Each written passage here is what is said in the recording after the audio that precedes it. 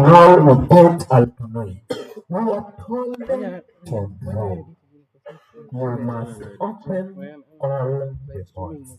Don't get confused. I said it's only in polymerization that we don't insist on opening of bonds when we are drawing. But we say if you can open, the better. The rest of the drawing of a biochemistry concepts or compounds, you must open the bonds. So that is propanoic acid. I'll talk about that OH. This is propanoic acid. This OH, neck examiners do not insist that it has to be OH. Even if you just have OH put together, is okay. But we advise, because we're opening bonds, if possible, just open it if you know it.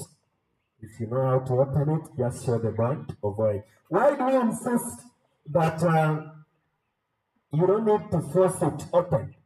OH is a functional group. You can exist as just OH without opening.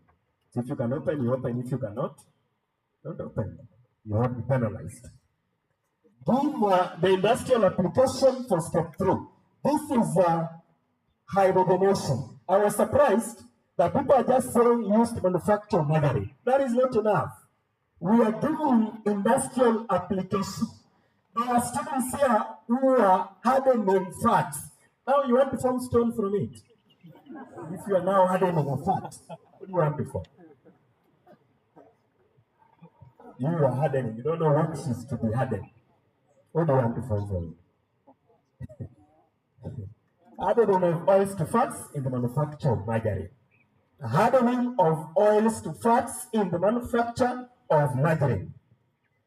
Don't tell us in manufacture of margarine. Like this one said, used to hardening of oils in the manufacture of margarine.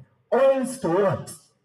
The boys who are saying it so well, used in hardening of unsaturated oils to saturated fats in the manufacture of margarine. Excellent.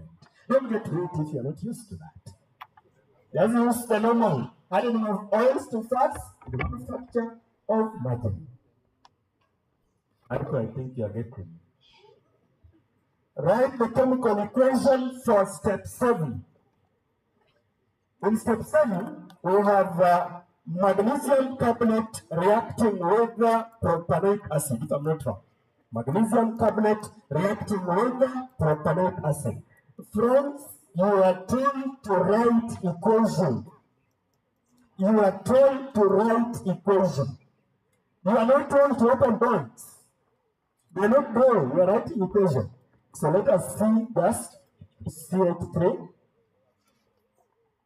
CH2, COOH, no stick symbol tafadhali, plus MgCO3 to give us CH3, CH2, C8, then bracket 2, then Mg.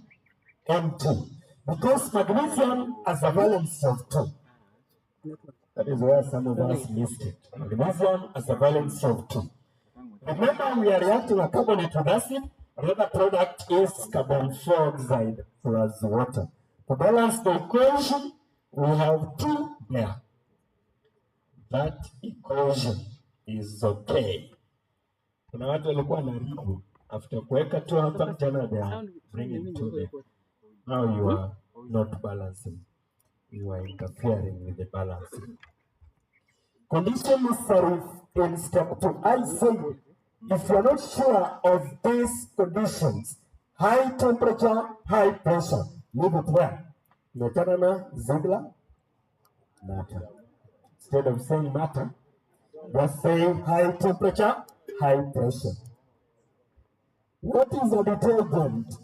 I was surprised here. I saw answers of people who are trying to get to the right thing. Detergent, a substance used to improve cleaning property of water. Full stop. That is what a detergent is.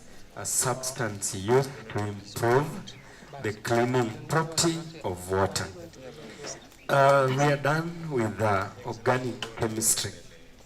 If you have any question on organic chemistry, you shall forward it later, because I say time will not allow. I want to move to the famous periodicity.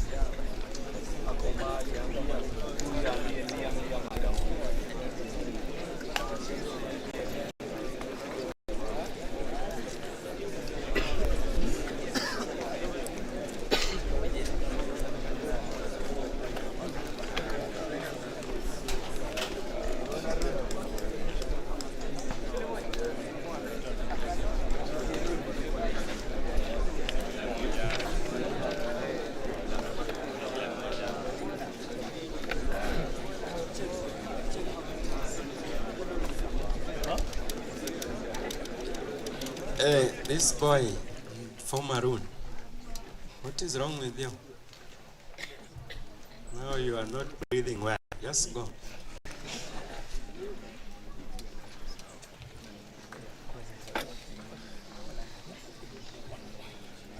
So, I want us to begin. And before I start, I want to welcome the cooperating schools who have joined the talk. And we start with the periodic table, the so-called periodicity. Write the word periodicity.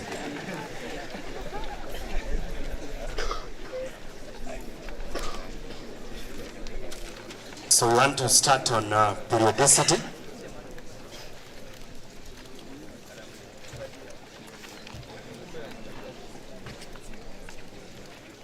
Periodicity is an area that is covering 3 topics in Form 2 chemistry. The topics are structure of the atom and the periodic table, chemical families, and the structure and body. So when I talk about periodicity, then it is all to do with the 3 topics. So the 3 topics are put into one to give us what we call periodicity. And that's why the new syllabus, the CBC, has periodicity. They don't call it periodic table, periodicity. Now everything is under umbrella of periodicity. Under periodicity, let us look at the following: atomic and ionic radius. Atomic and ionic radius. In most cases, we are told to explain atomic radius and ionic radius in different questions, like KCSE 2023, paper 2, question 1. We are told to compare atomic radius of aluminium and sodium. So when you are comparing atomic radius, check 2 things. Are they in a group or are they in a period? Like the example I've just given is comparing in a period. When we are dealing with atoms in a group, look at number of occupied energy levels. And friends, occupied is mandatory. You must talk about occupied energy levels. When you are dealing with the period, we must see number of protons. And the number of protons, you must go ahead and tell us, does what? This one has more protons, hence what? That is to say, more protons, hence stronger effective nuclear charge. Just like I said, the other one has more number of occupied energy levels. An example, compare the atomic radius of sodium and potassium. Compare the atomic radius of sodium and potassium. Sodium and potassium. Those two, they share a group. So your chemistry should be first on number of occupied energy levels. Sodium, we know, has 2 to 8 to 1. Potassium has 2 to 8 to 8 to 1. That means potassium has more number of occupied energy levels. To answer the question, you start by comparing, then you explain. Don't tell us explanation first, then is when you want to pretend you are comparing. Potassium has a larger atomic radius than sodium. Potassium has a larger atomic radius than sodium. Since potassium has more number of occupied energy levels. Since potassium has more number of occupied energy levels. What is the interest of the examiner? The word occupied. If you just say potassium has more energy levels, penalized fully in the explanation. So the word occupied, those energy levels, they only count to exist, or they only count to be there when they are occupied with electrons. That's why we must say occupied energy levels. Another question on radius. Compare the atomic radius of magnesium and aluminium. That is now period. Compare the atomic radius of magnesium and aluminium. Atomic radius of magnesium and aluminium. To say, you must look at number of protons. When they're in a period, look at those two. Which one has more protons? And then you explain, telling us what does it lead to. So we say, aluminium has a smaller atomic radius. The comparative term is necessary. Aluminium has a smaller atomic radius. Since it has more protons, hence stronger effective nuclear charge. It has more protons, hence stronger effective nuclear charge. Those students who just said it has stronger nuclear charge without bringing the chemistry of protons didn't score. They didn't score. So you must mention protons, then leads to what? There are people who want or always love pulse electron. It's okay, but after telling us more protons, stronger effective nuclear charge, is when you can talk of pulse electrons closer to the nucleus, if you want so. But you know, sometimes a question may be directive. It may be, explain why magnesium has a greater atomic radius than aluminium. That one now you already been told to explain why magnesium has greater. So just explain by telling us magnesium has fewer protons, not electrons. Not electrons. Hence, fewer or less effective nuclear charge. Less effective nuclear charge. Or you go the direction of more protons. Just tell us, aluminium has more protons, hence stronger effective nuclear charge. You are now explaining why the other one is greater, based on the question. You can be told to compare now ionic and atomic. Let's start with cations. Cations. When cations are formed. For example, when magnesium is losing electrons to form magnesium ion. Now we are comparing the size of magnesium ion and that of magnesium atom. So for cations, the ion has a smaller radius than the atom.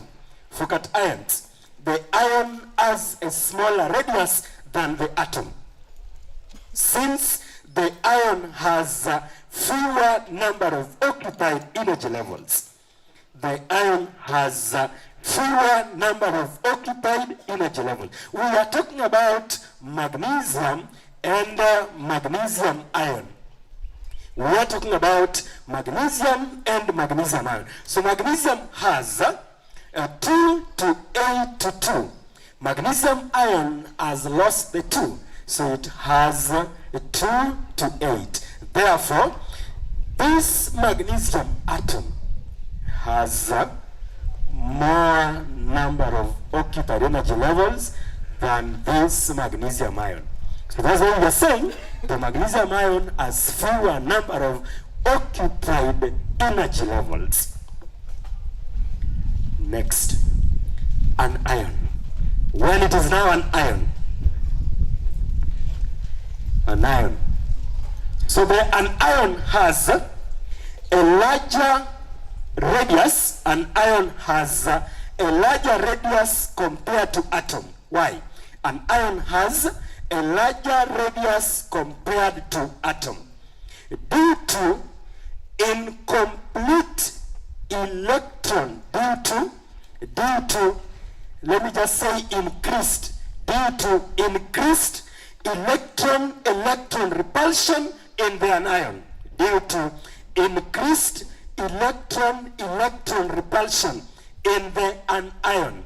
The word increased is necessary.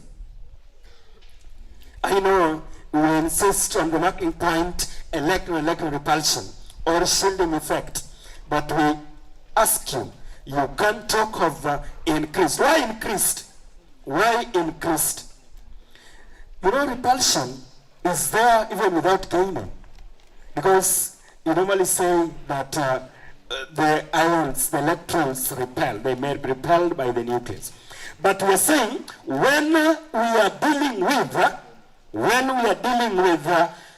an ion, there is now that increased electron repulsion. We have gained an electron. So electrons in the ion are more. They are more. If they are more, there is now increased electron repulsion. Let me take an example. The famous chlorine. Compare the radius of chloride ion and chlorine atom. Compare the radius of chloride ion and the chlorine atom. That is an ion and an atom. Compare the radius of chloride ion and radius or size, chloride ion and chlorine atom. What do we say? Chloride ion has a larger radius. Chloride ion has a larger radius than chloride ion has a larger radius than chlorine atom. Than chlorine atom. Than chlorine atom. Since the chloride ion has increased electron repulsion. Since chloride ion has increased electron repulsion. The word increased is key. Increased. It may be given a marking point or not, but it's key that we mention that. So that is all about the chemistry of radius. I want to say this before I go to the next chemistry. When you are comparing the properties in a period or in a group, avoid general trend unless stated otherwise by the question. Like you cannot tell us where we tell you to compare the radius of magnesium aluminium, then you tell us decreases across period. No. You only bring in trend if the question is on trend. But if question is dealing with comparing to, just use possible comparative terms. and we won, there are terms allowed. For example, you cannot be comparing radius, then you tell us has lower radius than the other one. Radius smaller or bigger or larger. Those words are allowed. Melting point lower or higher. Those words are allowed. Reactive or less reactive. Those are the words we use to compare. Not any other word for any other reason or any other area that we want to compare.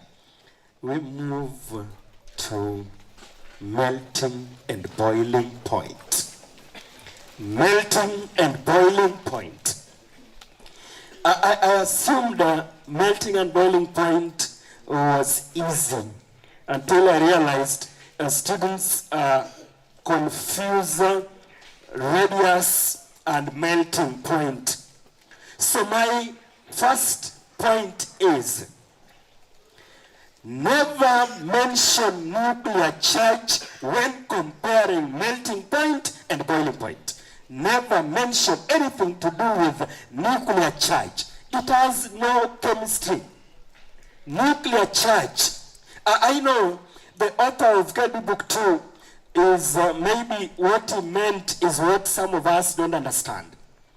By the time the author is writing about chemical families, I've always warned, at that point we have not learned structure and bonding.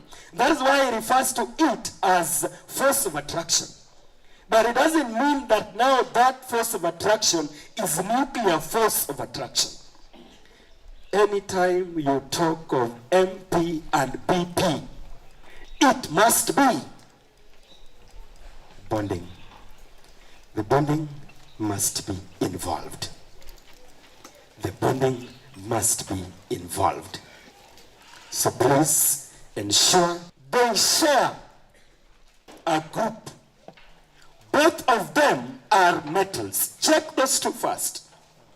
Are they in a group? Are they metals or non-metals? If they're in a group and they're metals, you cannot mention the localized electrons. Why? Both of them have equal number of the localized electrons. So if you go ahead and tell us this one has more localized electrons, there is nothing you're telling us. There is no chemistry adding up because they're equal number.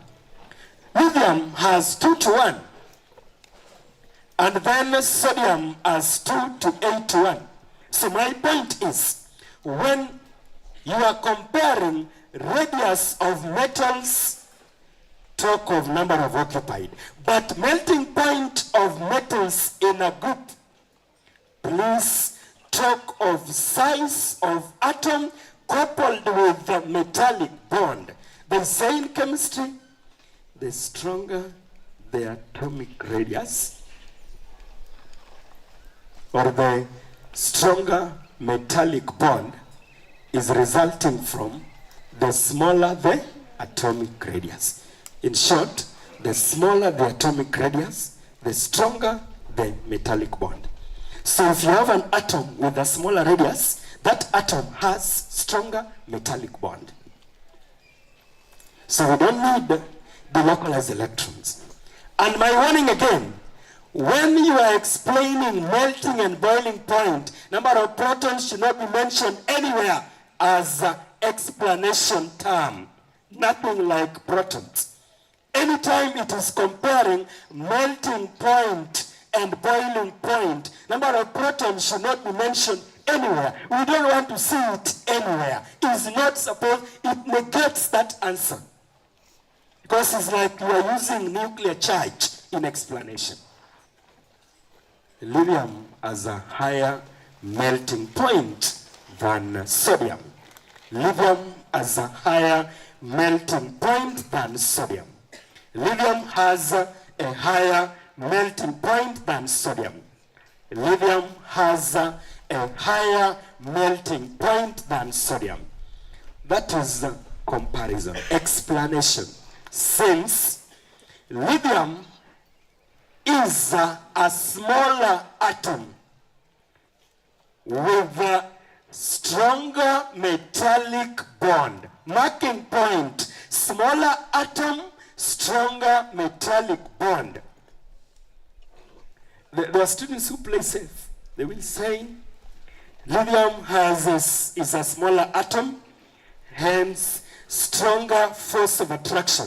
You don't score the second bit because you want metallic bond to be a marking point. So in short, when you are comparing melting point of metals in a group, please bring in size of the atom. Let's go to period. Compare the melting point of aluminium and sodium. Compare the melting point of aluminium and sodium. KCSE 2023, paper 2, question 1. They are told to compare melting point of those metals in a period. Compare the melting point of sodium and aluminium. Sodium and aluminium. Now, both of them are metals. So metallic bond, down. Already you have metallic bond as a marking point. Secondly, now write the arrangement. Sodium has 2 to 8 to 1. Aluminium has 2 to 8 to 3. Sodium has 2 to 8 to 1. Aluminium has 2 to 8 to 3. They have different number of delocalized electrons. So if you try radius, penalized fully. They have different number of delocalized electrons. So the explanation must be on number of delocalized. That's where some of us don't get it. They think that radius can be used all through to explain. No. When you are dealing with metals in a period, look at number of delocalized electrons. It is the one of a group where we deal with size of the atom. I think that is well got. So we say aluminium has a higher melting point than sodium. That is the first marking point. Aluminium has a higher melting point than sodium. Aluminium has a higher melting point than sodium. Since aluminium has more delocalized electrons, hence stronger metallic bond. We are done. Hence stronger metallic bond. So, friends, it is more delocalized, not more valence electrons. Don't confuse the chemistry there. It takes me to the definition of metallic bond. Force of attraction between the nucleus and the delocalized electrons. That electrostatic force, that is what metallic bond is. Nucleus and delocalized electrons. And we said there are two things that determine the strength of metallic bond. One, number of delocalized electrons. Two, the size of the atom. So the first question on group we have explained using size of the atom. This one is explained using delocalized electrons. That question, when it was set in 2023, there are so many students in this country who used protons to explain. They ended up missing 2 marks just because of introducing protons. And there are those students who used radius instead of delocalized electrons. And get me well, it is not that aluminium has 3 delocalized while sodium has 1. No. Comparison. More delocalized electrons. Those others of 2, 3, 1, they don't apply here. More number of delocalized electrons, hence stronger metallic bond, so that we maintain the comparison. Let's move to a melting point of nonmetals, where I said you must tell us which is diatomic, which is monoatomic, which is tetraatomic, which is octaatomic. Friends, That must come out so well. You cannot explain without giving us which is diatomic, which is monatomic. For example, chlorine and argon. KCSE 2023, the same question 1, paper 2. KCSE 2020, question 4, the same paper 2. Same question set 2 different years with 2 marks each year. But missing that is on diatomic, monoatomic. So if you don't tell us which is diatomic and which is monoatomic, there is no explanation. So I want to pick different questions there. We go through. 1, compare the boiling point of chlorine and argon. Compare the boiling point of chlorine and argon. Compare the boiling chlorine and argon. That question, I think it was in the Maranda pre-KCSE paper 1, the last question. Chlorine and argon. Chlorine and argon. Chlorine has a higher melting point than argon. Chlorine has a higher melt, while argon is monoatomic. And most students missed it. Chlorine is diatomic, while argon is monoatomic, making chlorine to have stronger van der Waals forces.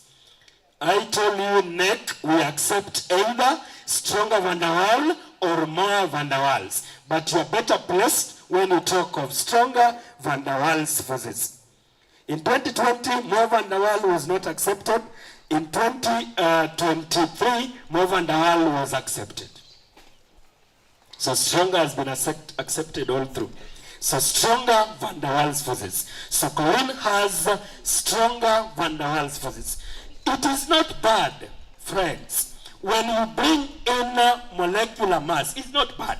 But after telling us diatomic, monoatomic, like you can say chlorine diatomic while argon monoatomic, making chlorine to have larger molecular size, hence stronger van der Waals. It's okay.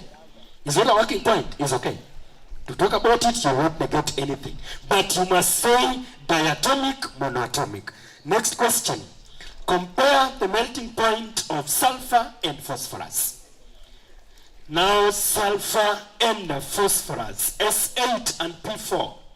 Compare the atomic radius, not atomic, sorry, but melting point of sulfur and phosphorus. Sulfur and phosphorus. Again, these are nonmetals. These are nonmetals. So our chemistry must focus on which is, how many atoms are there, which is octatomic, how many atoms are here, which is tetraatomic. So we say sulfur has a higher melting point than phosphorus. Sulfur has a higher melting point than phosphorus. That is comparison. Now explanation. Sulfur has a higher melting point than phosphorus. Since sulfur is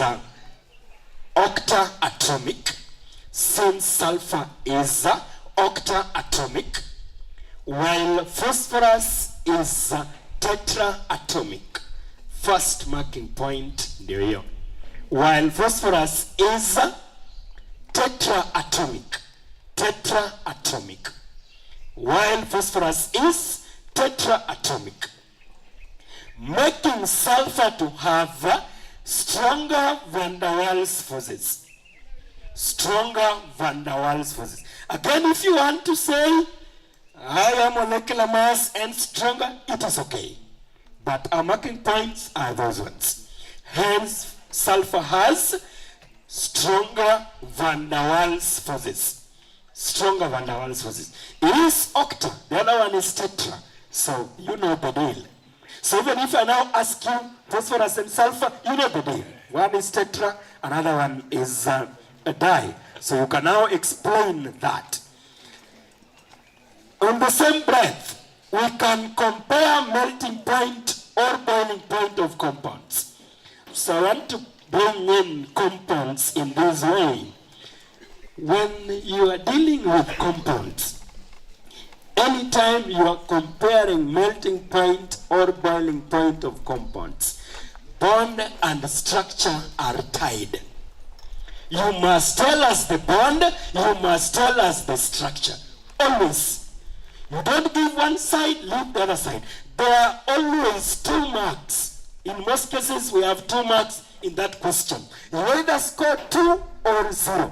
They are tied. Yani hakuna cha kupata one side until a structure, not just molecular structure. And that's why the author of, or the atom developer of KCSE 2022, question 1, paper 2, says that you give the bond and structure of some oxides, aluminum oxide, phosphorus oxide, then bond and structure, so that you can, and that is the same thing the developer of last year's paper 1 used.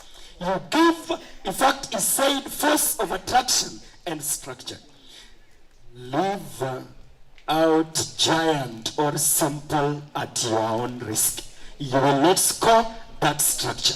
So there must be a mention of giant ionic structure or giant covalent structure or simple molecular structure. Questions. 1. Compare the boiling point of aluminum oxide and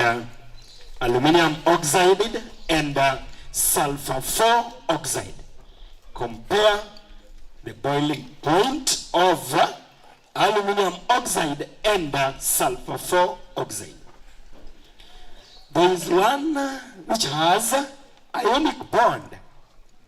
One has van der Waal, because when it's a gas, we are breaking van der Waal, not covalent.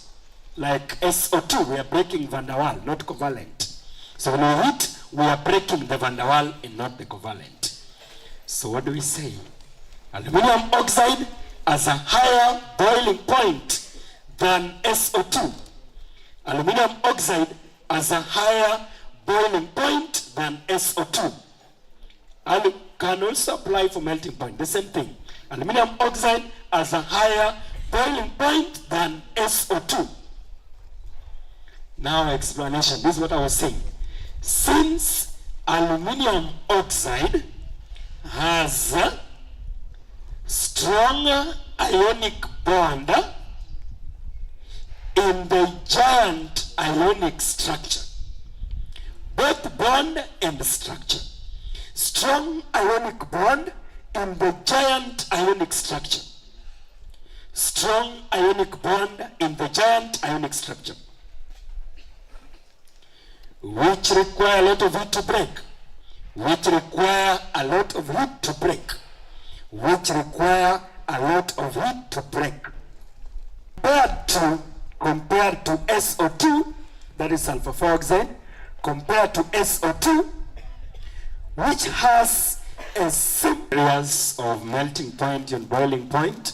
You practice, compare the melting point and boiling point of 1.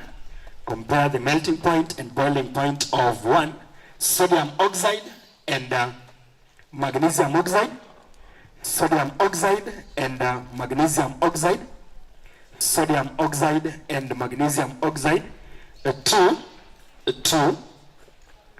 sodium fluoride and sodium chloride, sodium fluoride and sodium fluoride and sodium chloride.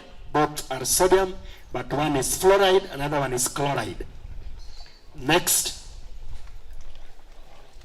phosphorus and sulfur, phosphorus and sulfur, phosphorus and sulfur. Lastly, aluminum oxide and magnesium oxide, aluminum oxide and magnesium oxide. Please compare those ones very well so that you get to know everything about melting point and boiling point. I want to say something on size and charge. For example, there's a question they have given of magnesium oxide and sodium oxide. We look at the charge. We say There are two factors which determine the strength of ionic bond. One is the charge. The higher the charge, the stronger the ionic bond. Two is the size of the ion, where we argue that the smaller the ion, the stronger the ionic bond. That is all about melting and boiling point. We go to reactivity. Reactivity. How we now compare reactivity. Reactivity.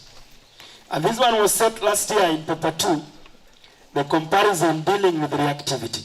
So in reactivity, make sure you deal with metals and non-metals independently.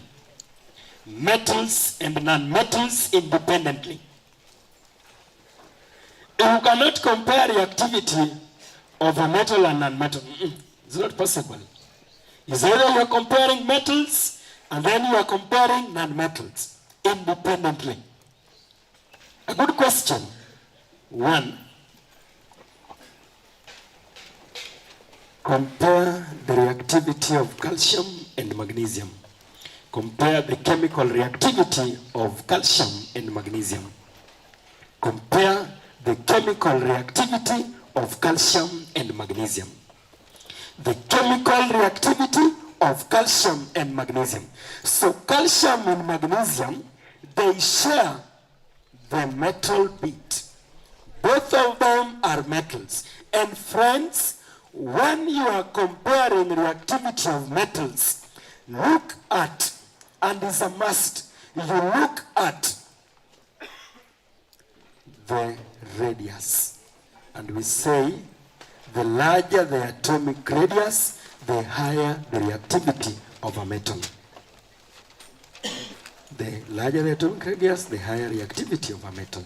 So let's answer that question. Calcium is more reactive than magnesium. Calcium is more reactive than magnesium. Calcium is more reactive than magnesium. Since calcium has a larger atomic radius, no marking point there, but should be mentioned.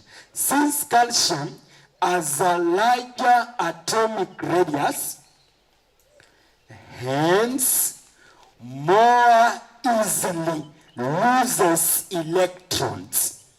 More easily loses, L-O-S-E-S, not double O. We talk of loses, the verb loses, L-O-S-E-S. If you bring in double O, we penalize fully on that part because it has a different meaning in English.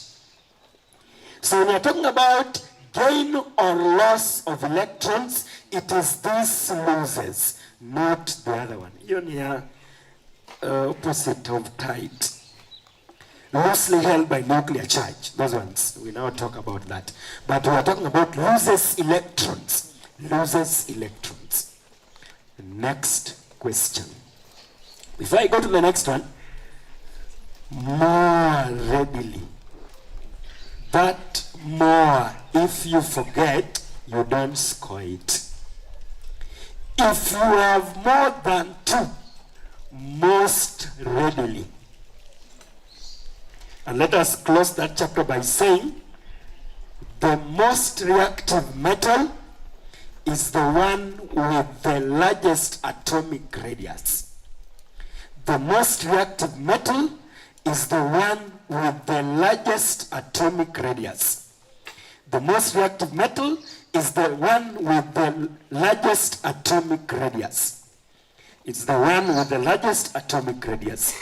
Also known as, let us continue, also known as the most electropositive, also known as the most electropositive, stroke, also known as the most electropositive, stroke, the strongest reducing agent, stroke the strongest reducing agent. So in the metal category, it is the one that is said to be the most electropositive or the strongest reducing agent. So that is all there. Let's go to the other side of nonmetals. Compare the chemical reactivity of chlorine and bromine. Compare the chemical reactivity of chlorine and bromine. Chlorine and bromine, of chlorine and bromine. We say here that the smaller the atomic radius, the higher the chemical reactivity of nonmetals. Now for nonmetals, when the radius is small, the reactivity is high. Chlorine is more reactive than bromine. Chlorine is more reactive than bromine. Chlorine is more reactive than bromine. Chlorine is more reactive than bromine. Since chlorine has a smaller atomic radius, since chlorine has a smaller atomic radius, hence more easily or readily gains electron. This one is now gaining. More easily or more readily gains electron. So when you are dealing with nonmetals, that is the chemistry. Let us summarize nonmetals and say the most reactive nonmetal is the one with the smallest atomic radius. The most reactive nonmetal is the one with the smallest atomic radius. Is the one with the smallest atomic radius. So check the radius. Then that which has the smallest radius is the most reactive nonmetal. Is also known as the strongest oxidizing agent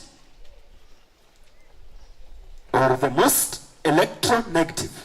It's also known as strongest oxidizing agent or the most electronegative or the most electronegative or the most electronegative.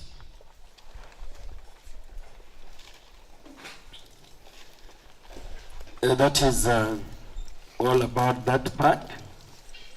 The other areas I want us to learn under periodic table, drawing atomic structure, ionic structure, drawing atomic structure and ionic structure, drawing atomic structure and ionic structure. So there are must cases there. Drawing atomic structure and ionic structure. 1. The content of the nucleus must be included in the nucleus. The content of the nucleus must be included in the nucleus. You must tell us how many protons are there, whether there are 9 protons and 10 neutrons. You must tell us how many protons are there. Don't wait for developer of the item to give you a number of neutrons before you circle.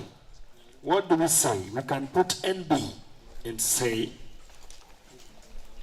for elements with even number atomic number, for elements with even atomic number, for elements with even atomic number, their mass number is twice atomic number except argon. For elements with even atomic number, comma, their mass number is twice atomic number except argon. Except argon. Except argon, which has, except argon, which has 20 neutrons instead of 36. Except argon, which has 20 neutrons instead of 36. 20 neutrons, sorry, instead of 18. Which has 20 neutrons instead of 18. So it gets to 38 instead of 36. Which has 20 neutrons instead of 18. So the rest, they are doubling. Mass number is doubling. For elements with odd atomic number, odd except hydrogen and nitrogen. Except nitrogen and except nitrogen and hydrogen. Except nitrogen and hydrogen.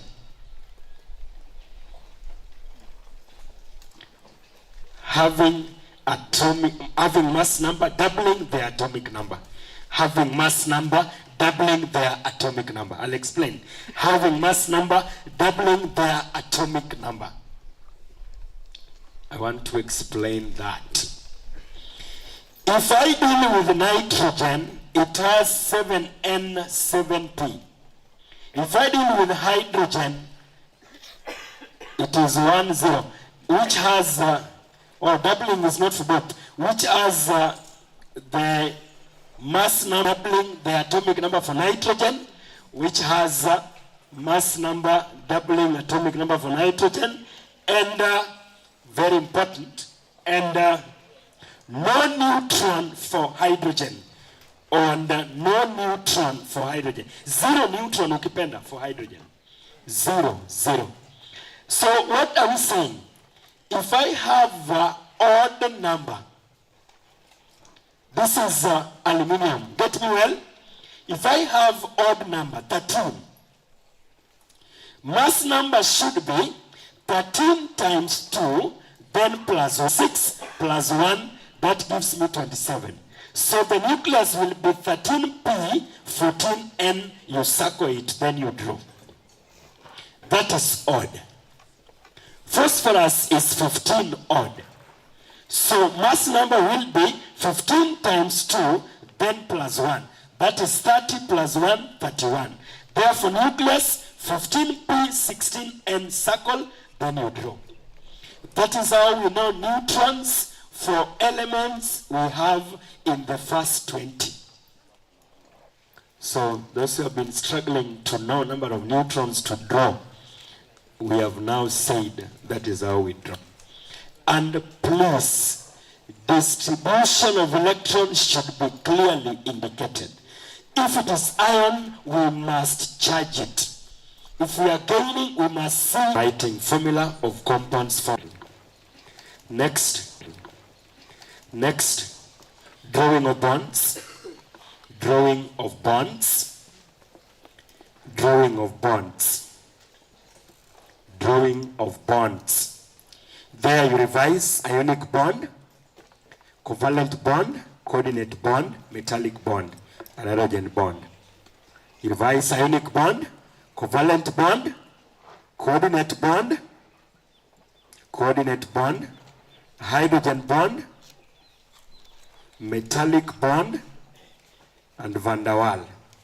I want you to put hyphen in each. We want to explain what is involved when drawing them. Ionic bond, complete transfer of valence electrons. And ionic bond hyphen involves complete transfer of valence electrons from one atom to another. Complete transfer of valence electrons from one atom to another. That is what is involved. That is what is involved there. And remember, when drawing ionic bond, you must show us even the innermost electrons. How that ion is formed, how the compound formula is there, and even the balanced good formula. Without putting a plus in between the ions. Don't put a plus in between. That you now think when the ions are with a plus is when ionic bond is there. No. So long as you have the two ions drawn, that is ionic bond. I said something, and I want to ask those who don't know the nucleus well. just circle the symbol of the element. If you don't know the nucleus well, the content of the nucleus, just circle the symbol of the element. Let's go to covalent. Involve equal share of valence electron. Involves equal share of valence electrons. Equal share of valence electron. In bracket, only involves valence electrons. Here you strictly go for valence electrons. And don't circle number of protons and neutrons. A warning. Don't circle number of protons and neutrons. Tafadhali. Use symbols. This is covalent. Use symbols to deal with covalent. Don't go ahead and circle the number of protons there or neutrons which are involved. Coordinate. The shared pair contributed by one atom, one of the reacting atoms. Shared pair contributed by only one of the reacting atoms. Shared pair contributed by only one of the reacting atoms. Shared pair contributed by only one of the reacting atoms. Shared pair contributed by only one of the reacting atoms. Please practice just those bonds. We'll give you a number of bonds that you practice to draw. Make sure you practice ionic bond, you practice covalent and coordinate. Tuende kwa zile za molecular. Tunaanza na hydrogen bond. Tulisema hydrogen bond. This is a bond that is formed when electropositive hydrogen atom in one molecule is formed when electropositive hydrogen atom in one molecule bonded to electronegative atom in another molecule. You must bring in molecules. Electropositive hydrogen atom in one molecule bonded to an electronegative atom in another molecule. That's what we call hydrogen bond. Remember, it is simply on molecules with OH or NH. Only in molecules with OH or NH. Only those ones, like ammonia, like water, like alkanols, alkanoic acids. Those are the ones with hydrogen bond. Not any molecule around. You cannot have hydrogen sulfide, then you comment it has that. And that takes me to the case PKCC paper 1. You are told to compare the melting point of hydrogen sulfide and water. Is it so? Hydrogen sulfide and water. So water has a higher melting point, even if it's boiling point. Water has a higher melting point than hydrogen sulfide. Since water has additional hydrogen bonds stronger than van der Waals forces in hydrogen sulfide molecules. Water has additional hydrogen bond. Since water has additional hydrogen bond stronger than van der Waals forces in hydrogen sulfide molecules. So that additional bit has to be mentioned. I think I talked about that. Must be mentioned when explaining that. We are still on bonding. Van der Waals only involved molecules. Involve molecules. Molecules. Van der Waals involves molecules. It's a force of attraction between molecules. Metallic bond. Electrostatic force between positive nucleus and the localized electrons. Electrostatic force between positive nucleus and the localized electrons. Get this well. There is a common question where it is drawn for you like this. Then you are told first the type of bond. To give the type of bond. Then 2, you are told to give the group. So the type of bond is metallic. So this positive represent nucleus. The positive charges you are seeing represent nucleus. Then these are the valence electrons. The valence or delocalized electrons. So this one has 2 delocalized electrons, therefore it is in group 2. It is in group 2. Reason, it has 2 delocalized electrons. So we can use these electrons to tell the group that the metal in question belongs. And we can tell you to draw. Just draw the structure of sodium, or 6 atoms of sodium. Just draw the structure of 6 atoms of sodium. Then you draw for us atomic structure. I don't know whether you'll draw 6 atomic structures. 6 atoms of sodium. So 1, 3, 4, 5, 6. It is sodium. It has 1 valence electron, or 1 delocalized electron. Then you have that. So long as it's a must in a sea of electrons, it is okay. So long as it's a must in a sea of electrons. So that is the metallic bond that is drawn of 6 atoms of sodium. So please, that is all about bonding.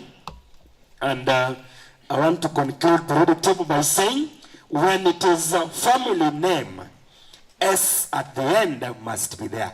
That is something that students have mastered. But we don't say alkali metals.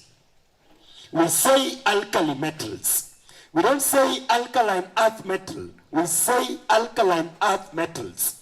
Halogens, noble gases. When somebody asks you, the family of neon, argon, and then you tell us inert gases. Inert gases. That is noble gases. Some were saying halogens.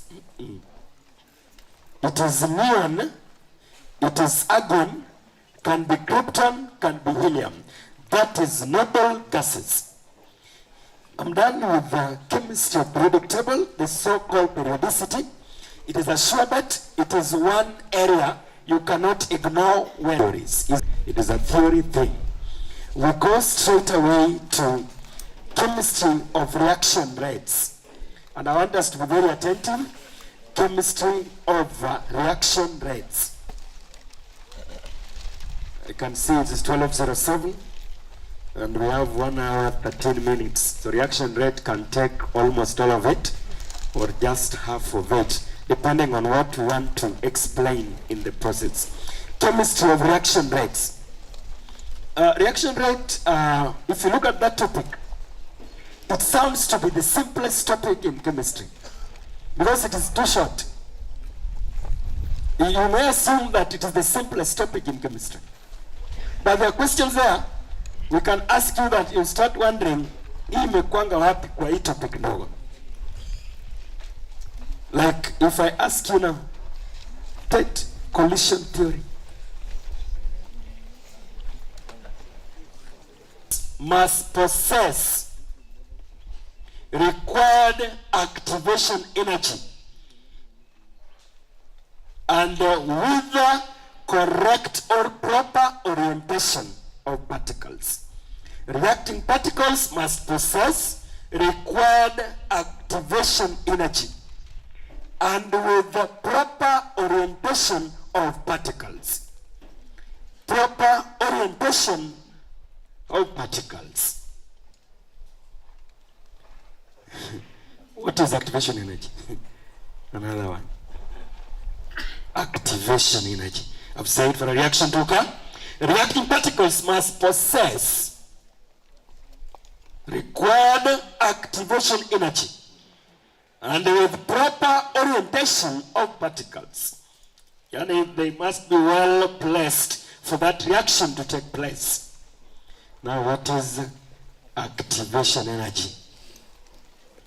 What do we say? Energy required for reaction to occur. Energy required. That's simple. Energy required for a reaction to occur. Or to start. Energy required for a reaction to occur. That's simple. What is reaction rate? Here. Topic is reaction rate and equilibrium. What is now reaction rate? What is reaction rate? What is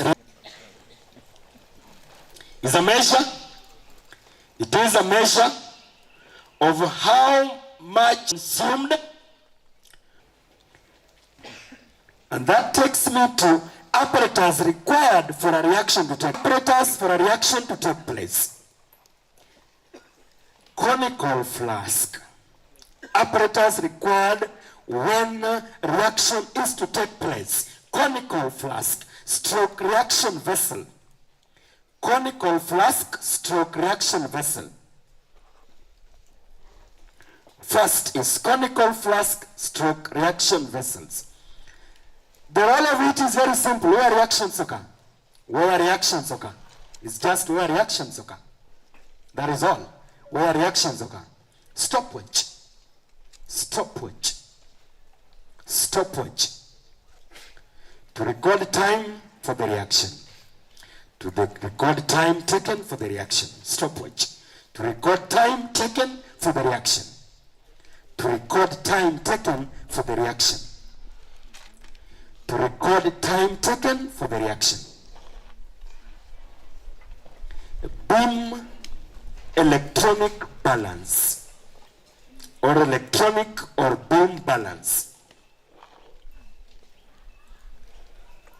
To measure mass of reactants and products. To measure mass of reactants and products. Lastly, syringe. Beam or electronic balance or just beam electronic balance to measure mass of reactants and products. Syringe. To record volume of gas produced during a reaction. It's not just syringe, sorry. It is graduated syringe. Graduated is another apparatus to record volume of gas produced during a reaction. To record volume of gas produced during a reaction. To record volume of gas produced during a reaction. So friends, we say that when it comes to rate of a reaction, the remaining factors, the 5 of them, when explaining them, you must talk about collision theory. Collision theory is mandatory. Now we have known what collision theory is all about. We can now check. And before I mention anything, KCSE of last year, factors were set in paper 1 and paper 2. KCSE 2022, factors were set in paper 2.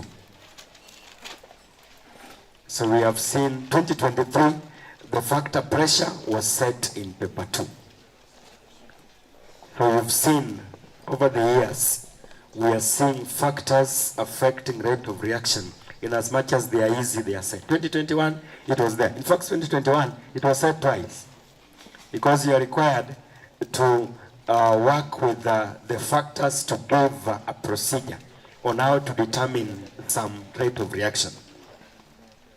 So I want to, in temperature. Increase in temperature. In temperature.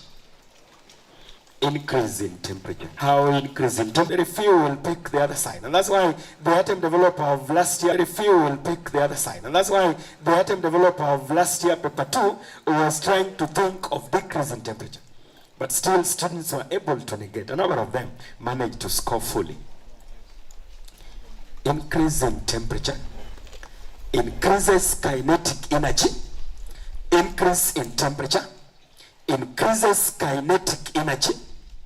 Increases kinetic energy, leading to increase in number of effective collisions of reaction. So the collision theory is effective collision. Sometimes I make decisions and I make them once. If I tell you to avoid successive, I know why. The word is effective, successful or fruitful.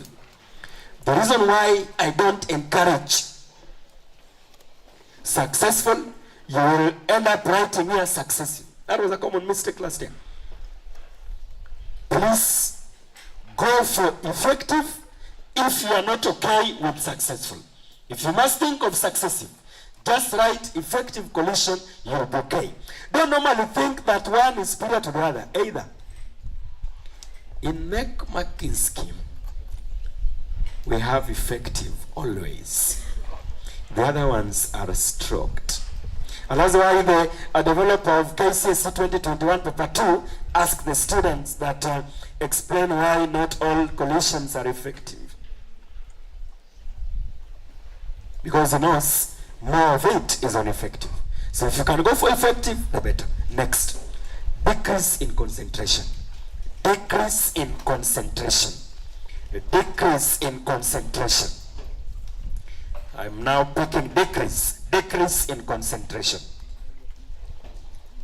A decrease in concentration, a decrease in concentration leads to a decrease in number of reacting particles.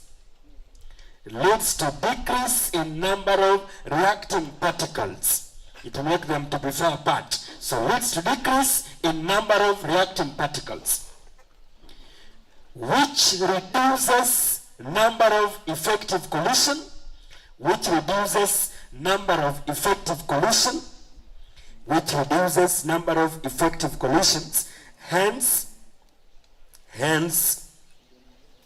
decrease in rate of reaction. Hence decrease in rate of reaction. There's the other side, you'll be able to explain. Hence decrease in rate of reaction. Hence decrease in rate of reaction. Light. Light. Light.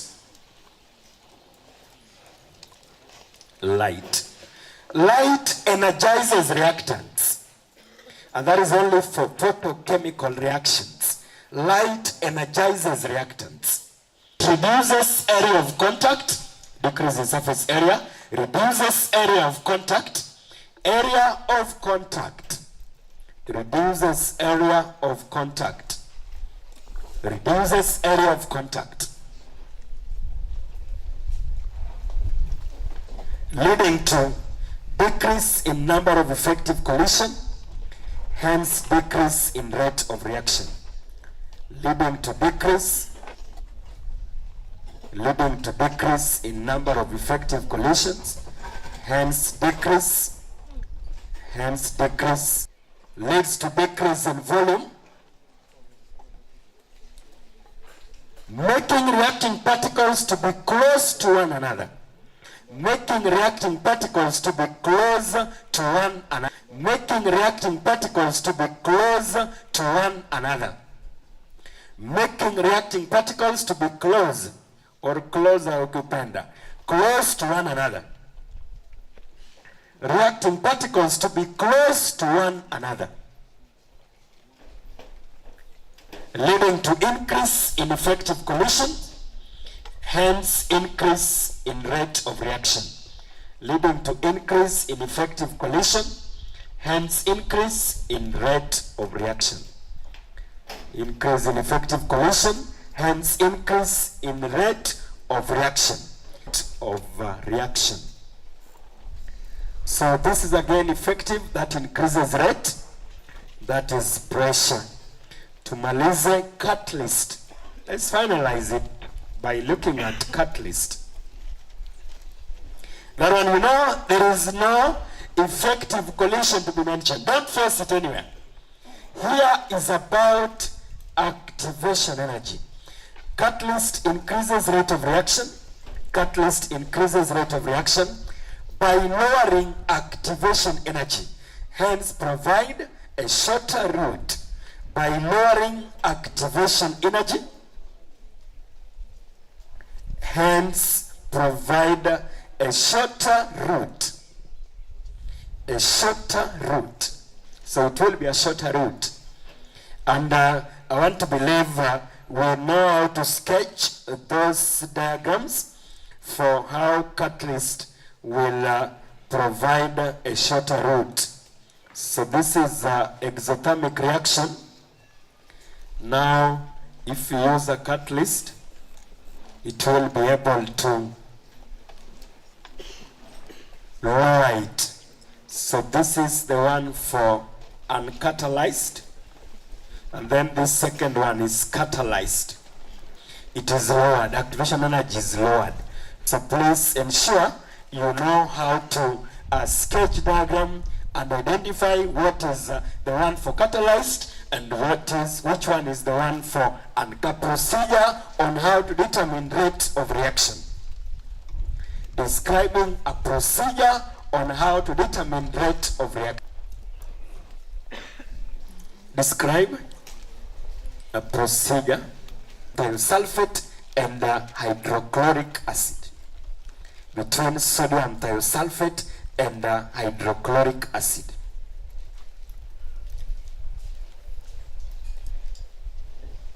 Mark a cross on a white piece of paper. Mark a cross on a white piece of paper. Mark a cross on a white piece of paper.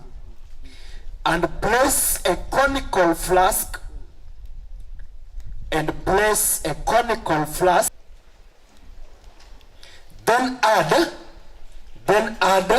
a given volume of hydrochloric acid and immediately start a stopwatch. Then add a given volume of hydrochloric acid to the conical flask and immediately start a stopwatch. Directly from the top. When viewed directly from the top, record the time taken for the cross to be obscured, invisible, disappear. Those are words we accept. When viewed directly from the top. So we know that what has happened there, we have seen sodium thiosulfate reacting with hydrochloric acid to give us sulfur, sodium chloride, sulfur 4, and water.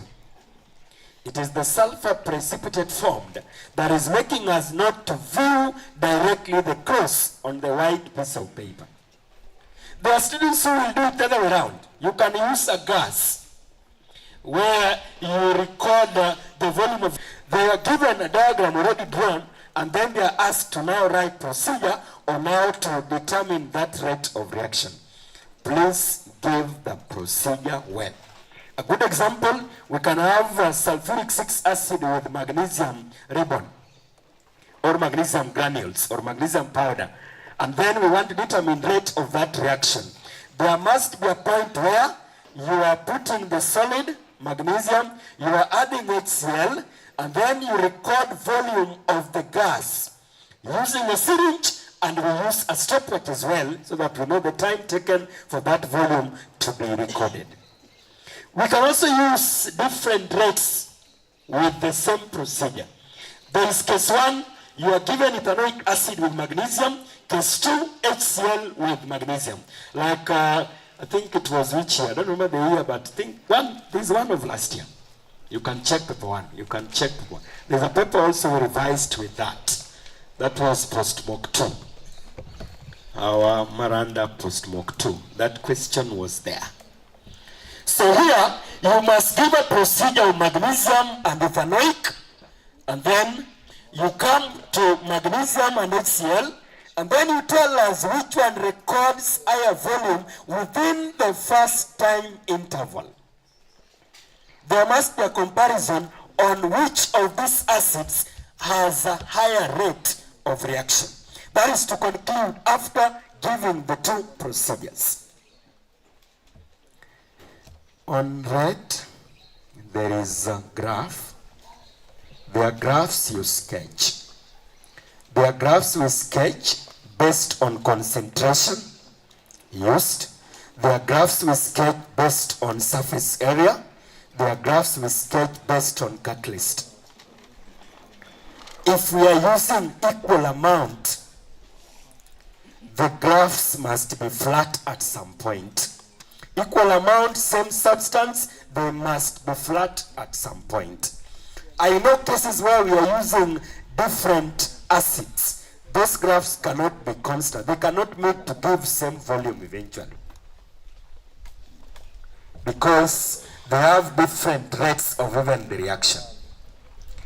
But the other ones will eventually be flat because they will give the same volume at the end.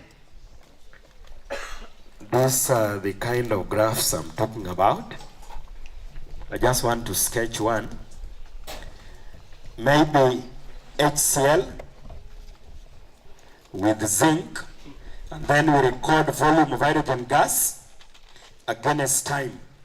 Volume of hydrogen gas against time to sketch a graph. So there is that graph and there is that one.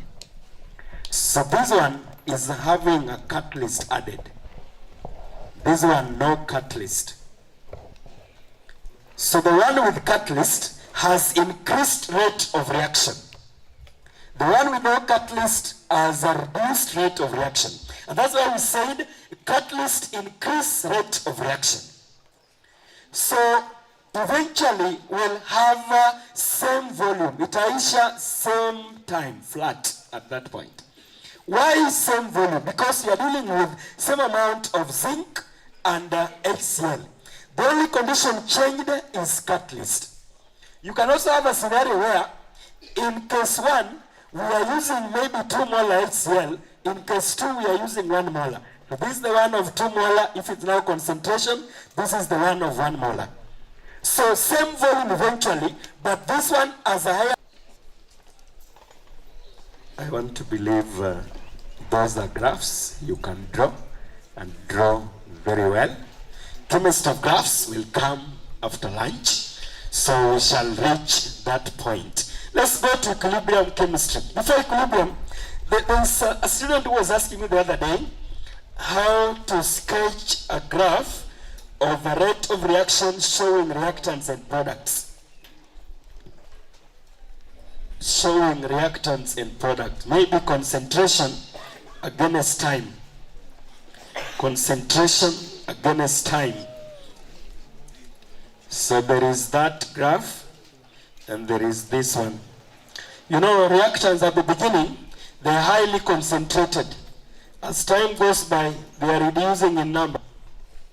Products at the beginning, ziko chini, they are just forming. As time goes by, they are increasing in number as the reactants go down. So this is the one for products. This is the one for reactants. That is how this graph is sketched. This is the one for reactants. The other one is the one for products. Because the reactants, their concentration is high at the beginning, then they go down with time. The products are low at the beginning, they increase with time. Equilibrium. Equilibrium. Under equilibrium, we have around 40 minutes or so to get a break. I want to assume chemistry of equilibrium is easy chemistry, but it has some areas of confusion. Because there are students who have just crammed equilibrium. Anytime they see the arrows, they think it's about yield or position. We can see those arrows for equilibrium, but explanation is rate of reaction. KCSE 2023. They are given the arrows for equilibrium, but the question is explain the rate of reaction. So when the question is rate, don't tell us about shifts to the left or right. Tell us rate increased or rate decreased. So equilibrium has 3 important areas. There is effect of temperature, there is effect of pressure, and then there is effect of concentration.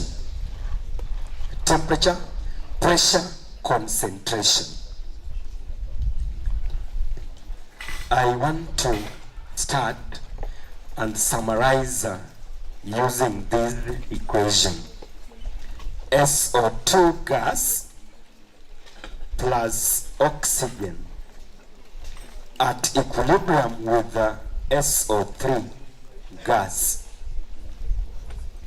I want to summarize using this equation.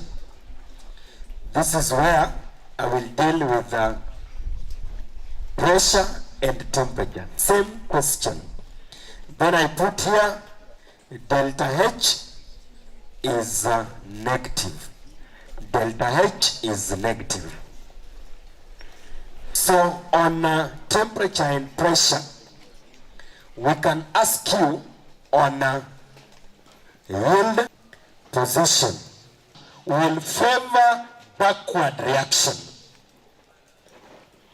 I've not said the reaction is exothermic. I've said forward reaction is exothermic.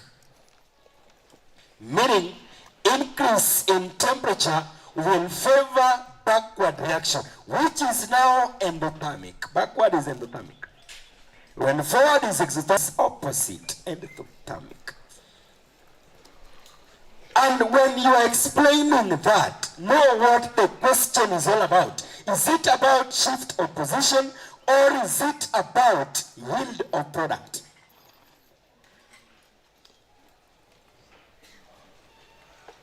I want us to stroke them in this particular case, but you know what you're explaining. Increase in temperature, lowers the yield of SO3, lowers the yield of SO3, lowers the yield of SO3, stroke shifts equilibrium to the left, stroke shifts equilibrium to the left.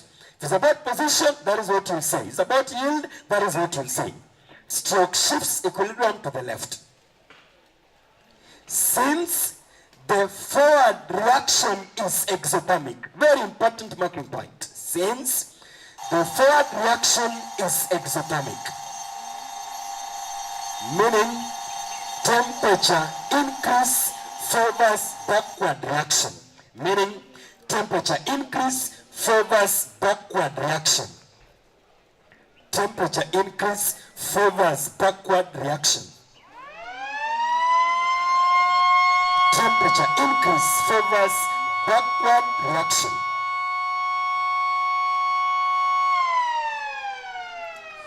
What if you say temperature increase favors endothermic reaction? You okay? You okay? Because it's the backward reaction. But you must tell us forward reaction is what? When it's negative, it's exothermic. Decrease in temperature. Decrease in temperature increases the yield of SO3. The same question. Decrease in temperature increases the yield of SO3. Increases the yield of SO3. Increases the yield of SO3. Since stroke shifts equilibrium to the right. Stroke it. Stroke shifts equilibrium to the right. Stroke shifts equilibrium to the right. Equilibrium to the right. Since forward reaction is exothermic, meaning decrease in temperature favors it. Meaning decrease in temperature favors it. Meaning decrease in temperature favors it. Decrease in temperature will favor it, or will favor forward reaction.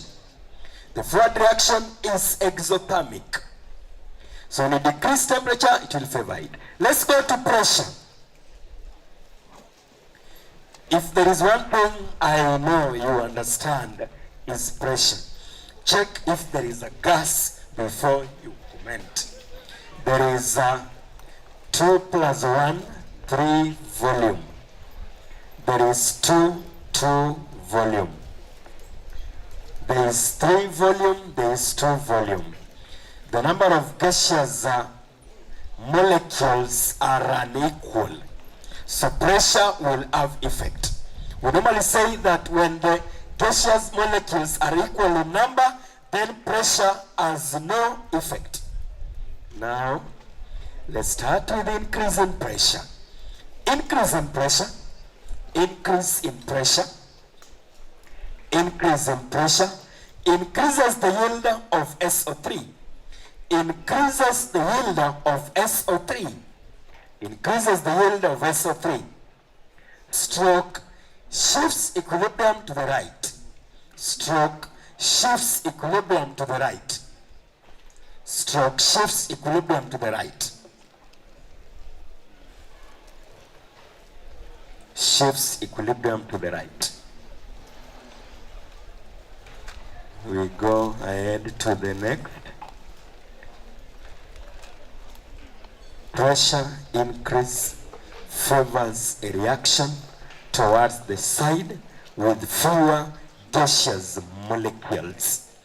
Pressure increase favors the reaction towards the side with fewer gaseous molecules. There is 2 volume, there is 1 volume. There's 3, sorry. 2 and 3. So pressure increase favors a reaction towards the side with fewer gaseous molecules. Let's go to the flip side. Decrease in pressure. Decrease in pressure.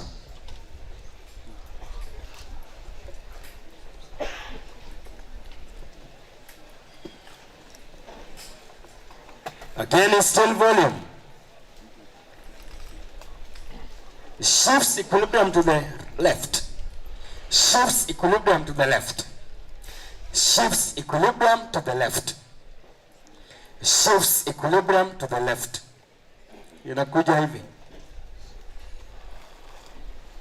Stroke lowers the yield of SO3. It's not increasing yield of this. No, it's the product we are talking about, its yield. Lowers the yield of SO3. Stroke lowers the yield of SO3. Why? Pressure decrease favors a reaction to the side with more gaseous molecules. Pressure decrease. And I still repeat. We don't say color changes from this color to this color. Concentration is on intensity. If it is going to the side with a given color, then intensity of that color increases. If it changes to another color, then intensity. If it changes to another color, then intensity of that other color increases. Nothing like fades, nothing like changes from this way. We only talk of fades when colorless is involved.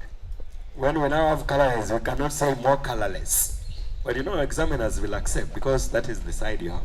So fade now the other one, that is the other side. When colorless is involved in the sides, you can talk of fades, we can understand. Or more colorless, we will accept, but it is vague, somehow vague. I want to pick a question from KCSE 2022, paper 1. I think it's towards the end of the paper, but I'll apply it differently. When bromine reacts with water, according to the equation below, when bromine reacts with water, according to the equation below, a strong smell of bromine is felt. There is a strong smell of bromine. There is a strong smell of bromine. Full stop. On addition of potassium hydroxide solution, the smell disappears. Explain. Reacting with water, it forms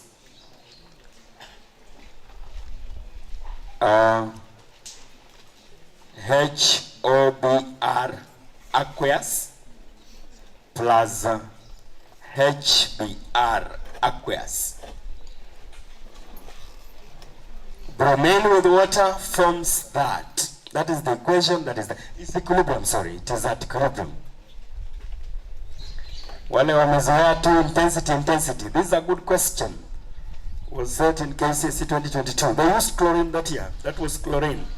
Chlorine with water has a strong smell. There.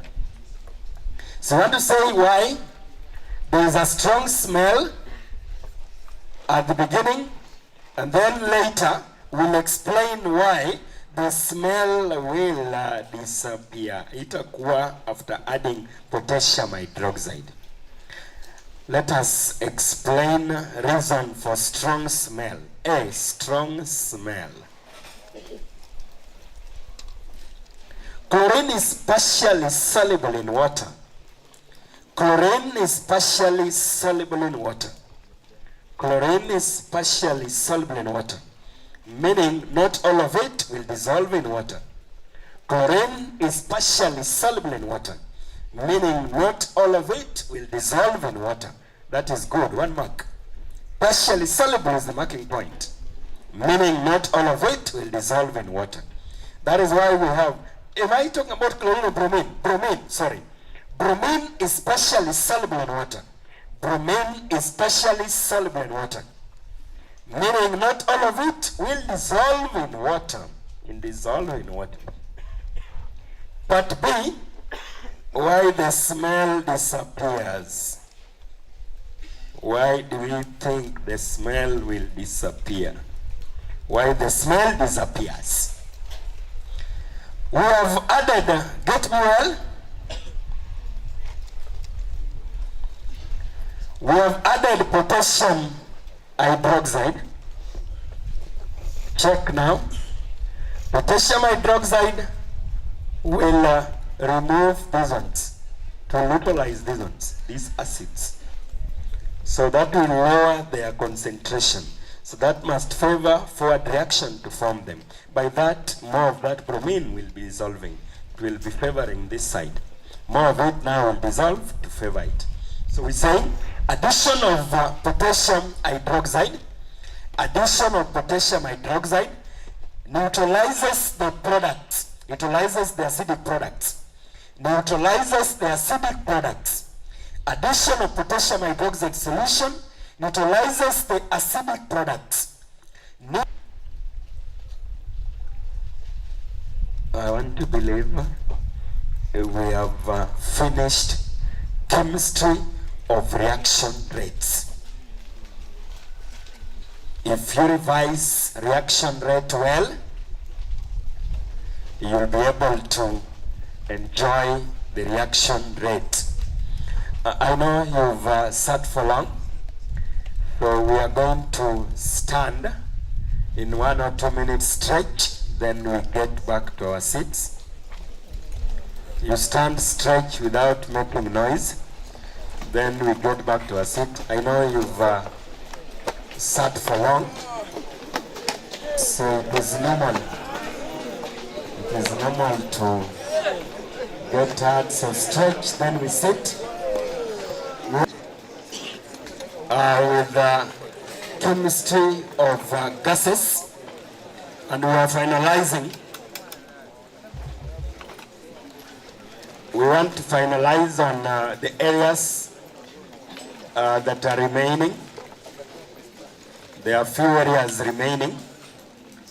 That is chemistry of gases. Then later in the afternoon, we're going to continue. So before I continue, I want to recognize the cooperating schools who have joined this. There is St. Benedict's Konya Secondary School, Kamsaki Salvation Army Girls, Migori County.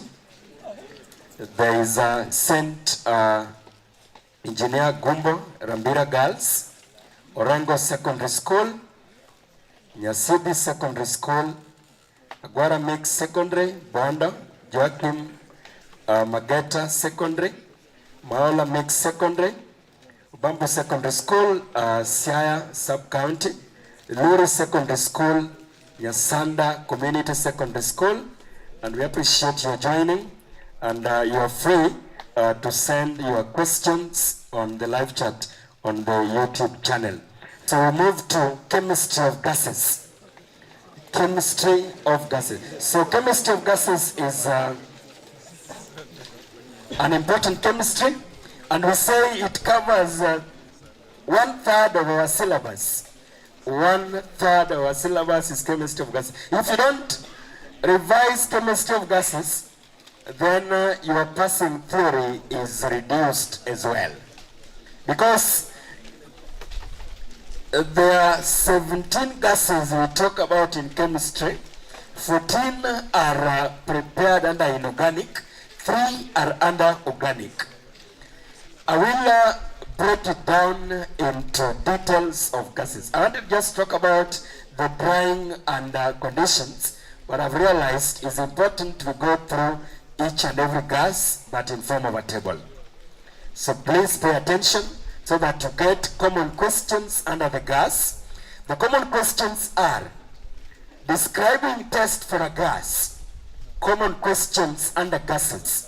Before I start on any gas, describing test for a gas. 2, drawing label diagram for preparing gases. Drawing well-labeled diagrams for preparing gases. Drawing well-labeled diagrams for preparing gases. 3,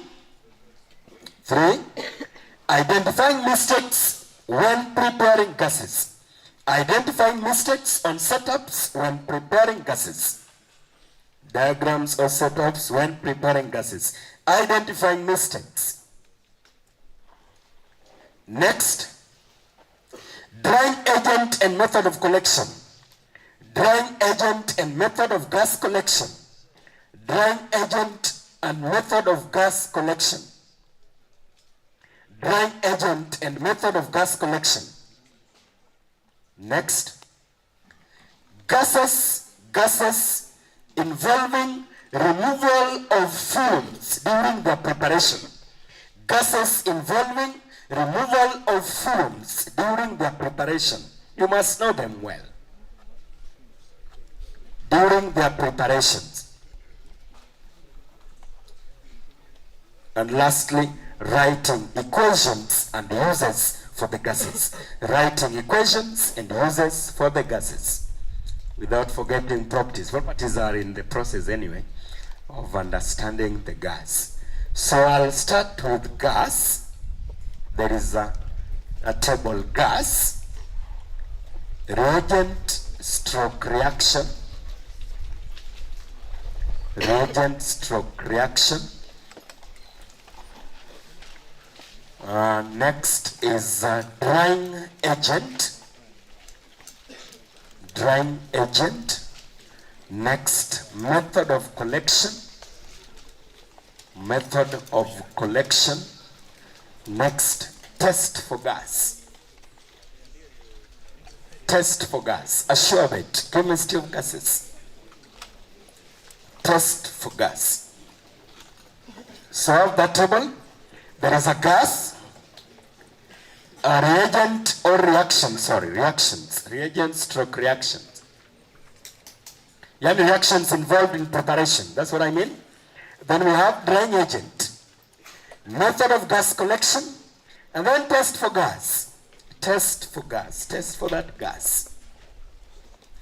I will leave out SO3 only because its chemistry is easy and short. The other gases, I think time will allow us to start.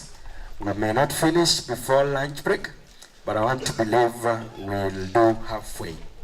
The first gas we meet in chemistry and has been said severally since 1989 is oxygen gas. The gas is oxygen. Oxygen. Reagent. Decomposition of hydrogen peroxide. Decomposition of hydrogen peroxide using manganese 4 oxide catalyst. Decomposition of hydrogen peroxide. Decomposition of hydrogen peroxide using manganese 4 oxide catalyst. Decomposition of hydrogen peroxide using manganese 4 oxide catalyst. Friends, this gas, when you are using the two, remember to note that MnO2 does not react. It is a catalyst. So the equation, when you're writing, we want to see H2O2 aqueous. And this is where most students forget to know. KCSE 2022, paper 2. They are told to write equation for preparation of oxygen using manganese 4 oxide and hydrogen peroxide. Most of students who are writing liquid instead of solution. The hydrogen peroxide that is used as oxidizing agent is a liquid. But the one being decomposed here to give oxygen gas is a solution. So AQ, not L. Kindly note that. Then on the arrow we write the catalyst. The catalyst is MnO2S. MnO2 in bracket S for solid. State symbol. It's not a must, but MnO2 is a must. Let's say you decide to write your catalyst in words. You are writing. If you don't balance your equation,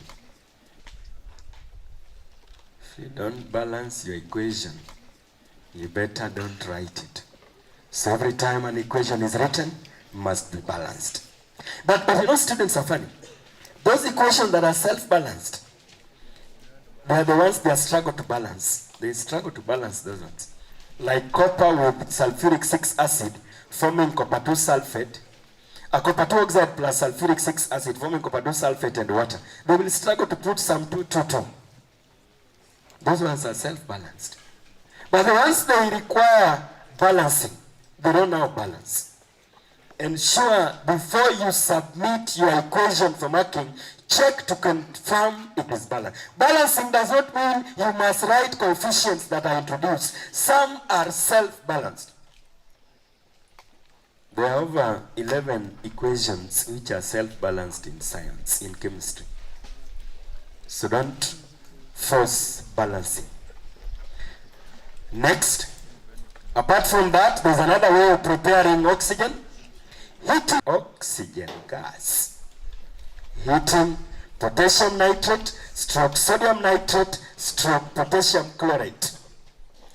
Drying agent for oxygen, entire syllabus drying agent for oxygen is concentrated sulfuric 6 acid. Concentrated sulfuric 6 acid in a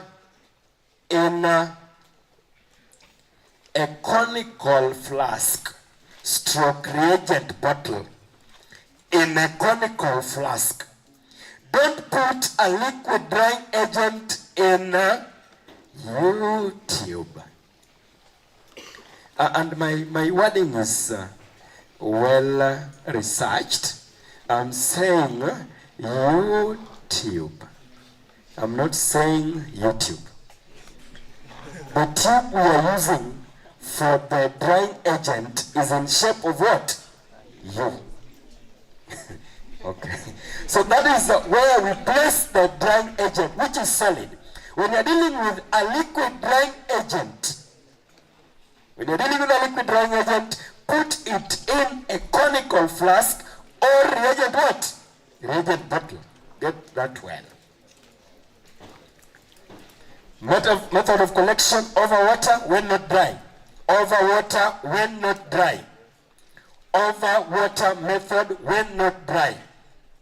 Dry. The next is syringe when dry. Syringe when dry. Syringe when dry. Friends, there is no upward delivery or downward delivery when collecting oxygen gas. We don't talk of upward delivery. We don't talk about downward delivery when collecting oxygen. And we say, and we know, never collect a dry gas by over water method. That is a mistake. That's why we said one of the mistakes is method of gas collection. When the gas is to be collected dry, you cannot collect it over water. Haiwezekani. It can't be dry at the same time iko kwa maji. How? It's not possible. Relights a glowing splint. The test for that. Relights a glowing splint. We allow the candles, we allow the lights. We have never said one is wrong. It's only 2017 they almost dropped one. But nowadays we accept, we can talk of both. Relights a glowing splint. Number 2, hydrogen. The second gas is hydrogen. The second gas is hydrogen. Reaction. Reacting zinc stroke magnesium. Reacting zinc stroke magnesium with the HCl stroke H2SO4. Reacting zinc stroke magnesium with the HCl or H2SO4. Zinc stroke magnesium with the HCl or H2SO4 or stroke H2SO4. There is something we say that there are several metals existing in chemistry, and this notes that metal is reacting with a dilute acid. So the other metals are left out with a reason. There is a reason why each and every metal not mentioned is left out. I start with the first 3. Sodium, potassium, and calcium, not mentioned with HCl because they react possibly with the acids. Calcium with sulfuric 6, not required because of insoluble salt, which will coat calcium, preventing further reaction. Iron, not mentioned because when impure, it can react with the acids to even give hydrogen sulfide instead of hydrogen. Lead, not mentioned because it can react to form insoluble salt of lead 2 sulfate or lead 2 chloride, which will coat and prevent further reaction. Copper, not mentioned because less reactive and cannot displace hydrogen from the acids. So when we say magnesium or zinc, there's a reason. And even that magnesium is not the most preferred. It is zinc that is the most preferred because magnesium is expensive. So for magnesium it can react. There's no issue. But the only fact there is that it is expensive. So when we leave only zinc, magnesium, and that takes me to the flip side. When we leave only the 2 acids, there's a reason why we don't mention the HNO3, the famously known as nitric 5 acid. It is a strong oxidizing agent, and when oxidize hydrogen gas will form to water. So we don't use it. We go for the other 2 acids. So that is the reaction. Drying agent. Concentrated sulfuric 6 acid. Concentrated sulfuric 6 acid in a conical flask. In fact, now I no need to mention because I said where it should be. Concentrated sulfuric 6 acid stroke calcium oxide or anhydrous calcium chloride in a U-tube. We have calcium oxide stroke anhydrous calcium chloride in a U-tube. So those other drying agents can also be used when we are preparing hydrogen gas collection. Over water method when not dry. Over water method when not dry. over water method when not dry. Upward delivery stroke syringe when dry. In fact, syringe can collect all gases. Syringe is for all. Over water method when not dry. Syringe stroke upward delivery when required dry. Best. Puts off a burning splint with a pop sound. Don't just tell us puts off a burning splint. That is not enough for a score of a mark. Puts off a burning splint with a pop sound. Puts off a burning splint with a pop sound.